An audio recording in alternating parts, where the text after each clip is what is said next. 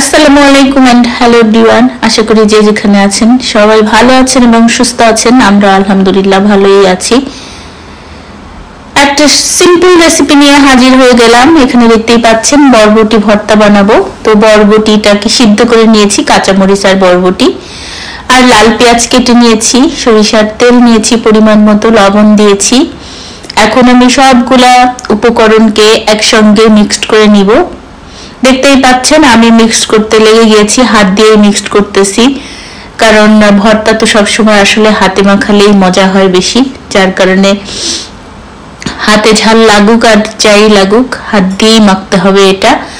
তো আমি দেখতেই পাচ্ছেন এটা হাত দিয়ে মেখে নিচ্ছি। যারা এখন পর্যন্ত এরকম সিম্পল বরবটি ভর্তা খাননি অবশ্যই একবার হলেও করে খেয়ে নেবেন।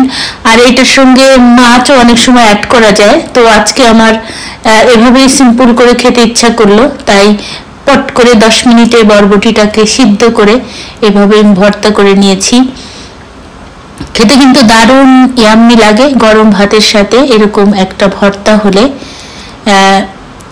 এটা কিন্তু মাছ মাংসের চেয়ে কোনো অংশে কম নয়। তো ভর্তাটা দেখতেই পাচ্ছেন আমার হয়ে গিয়েছে। ভর্তা মাখাটা বেশি একদম একদম যে বেশি মেখে ফেলবো সেটা না, মোটামুটি একটু মাখা হলেই হয়ে যাবে।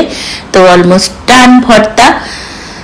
আজ এ পর্যন্তই। সবাই ভালো থাকবেন, সুস্থ থাকবেন, আমার জন্য দোয়া করবেন। আমিও সবসময় আপনাদের জন্য দোয়া করি। যে যেখানেই আছেন সুস্থ থাকেন, ভালো থাকেন। অনেকদিন পর একটা ছোট্ট ভিডিও নিয়ে হাজির হয়ে গেলাম। আশা করি আপনারা ভিডিওটা ফুল ওয়াচ করবেন। সবাই ভালো থাকবেন। আল্লাহ হাফেজ। আসসালামু আলাইকুম রহমতুল্লাহ বরকাতু। Thank you so much.